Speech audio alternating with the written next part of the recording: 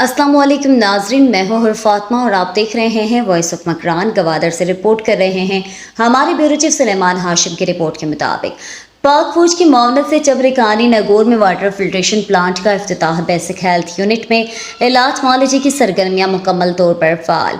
जिला गवादर की मकामी आबादी की बुनियादी ज़रूरियात को पूरा करने और दरपेश मसाइल के हल के लिए पाक फौज की जानिब से 500 मिलियन रुपए की लागत के बहुत से फलाही मनसूबों पर काम तेजी से जारी है और मुतादिद मनसूबे तकमील के आखिरी मराहल में हैं, जिनमें सेहत आमा और पीने के साफ पानी के मनसूबे नहायत अहमियत के हामिल है।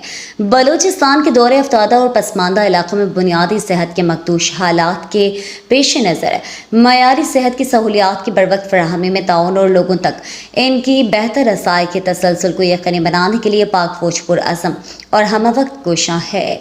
इस सिलसिले में पाक फौज की मावनत से बेसिक हेल्थ यूनिट की बहाली के लिए इमारत की ज़रूरी मुरम्मत, मरीजों के लिए wheel chair, nebulisers, ECG, vital sign monitor machine, stretcher, beds और चादरों और दीगर तिबी सामान की कलील मुद्दत में फराहमी को यकीनी बनाया गया। बेसिक हेल्थ यूनिट की मुकम्मल सोलराइजेशन से इलाज मुआलजे की सरगर्मियों और इसकी फ़ालियत में मज़ीद इजाफा हुआ है।